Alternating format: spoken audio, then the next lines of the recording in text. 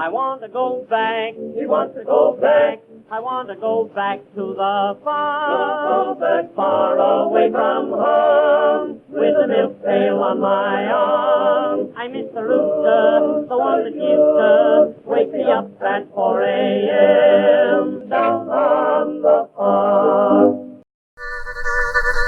I'm Scott Bain. They call me the Old Farmer. Mrs. Old Farmer, Marty, and I decided that it was time to pull some of the plants and things out of our raised bed. Now, we had a problem this spring. We wanted to do an in-ground garden. Due to the wetness, we couldn't get in the compost that we wanted to work into the garden, so I was forced to make 3 raised beds. Now, we started the first one, as we've shown before, in a little feed bucket or a water bin that is used for animals. But I did build 3 wooden ones, and we were able to do plantings in one of them. And regrettably, we had to go with things such as already started tomato plants, and we put some beans in. That started from scratch from the seeds. And we put in some pepper plants and some marigolds, and that's what we had in the raised garden. Is the bell pepper, the California bell pepper, and 2 different kinds of tomatoes, and the marigolds.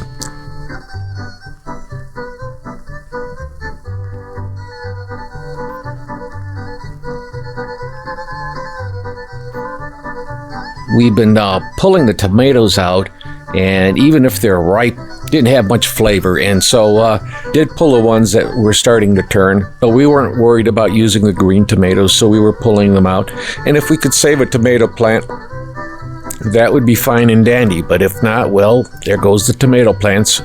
We'll do better next year. But we were very surprised and pleased with such a small amount of stuff that we did plant, how well that our return was off the garden. A tremendous amount of tomatoes and a tremendous amount of green beans were grown just from that little raised garden, done inefficiently. Now, I had done a second planting of green beans about 2 weeks after the start of the first batch of green beans that we had planted, and they didn't take off at all. I think the tomato plants overshadowed them and made it impossible.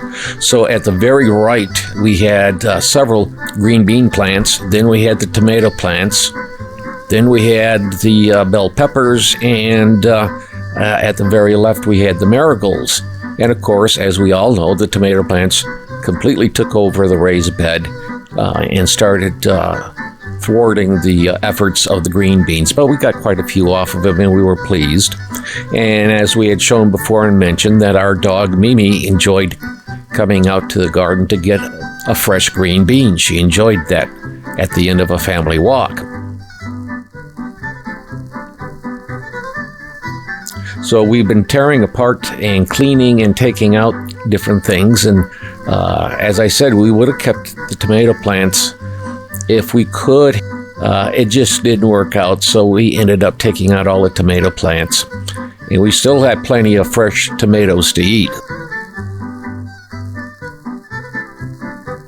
During the end of the growing season, I've always noticed that tomatoes tend to lose their flavor a little bit towards the end of the season. So we went through and we were cleaning out the garden, and we're going to compost the stuff that we took out. And we have a little garden cart, and we're putting the stuff in it, and then we'll dump it over there. But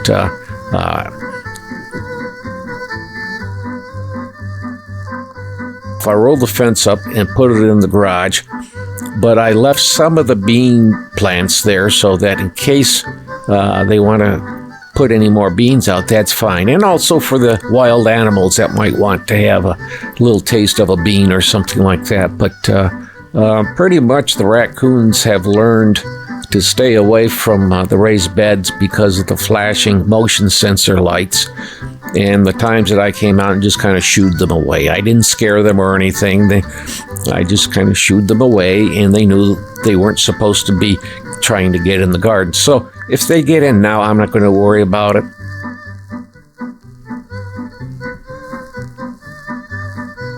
when the heads of the marigolds are finished, Marty is planning to pull the seeds so that we can grow some next year off of our plants. The important thing is to acclimate your seeds to the area that you're growing.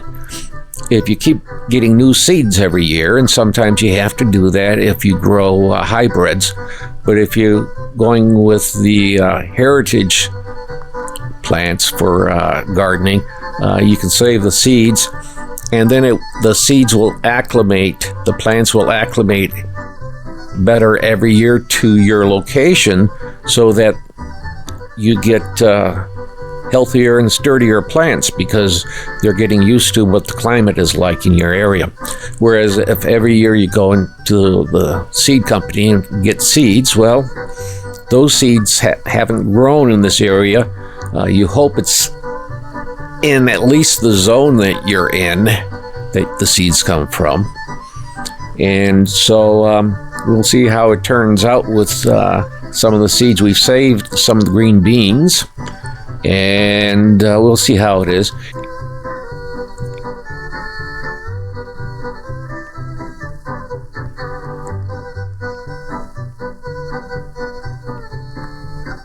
And here's the way that what we pulled off just out of today's cleaning out the garden and such. So I hope that you get the excitement of doing a garden yourself and possibly a raised garden. Mrs. Old Farmer and I, we both enjoy raised gardens. So we hope that you'll consider one for next year. So this is the Old Farmer, Scott Boehm, saying, be well.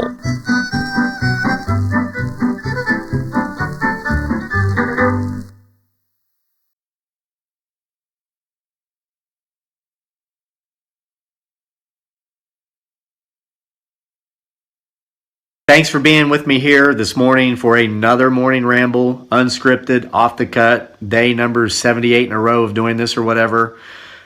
We'll see you for more next time. Down on the farm,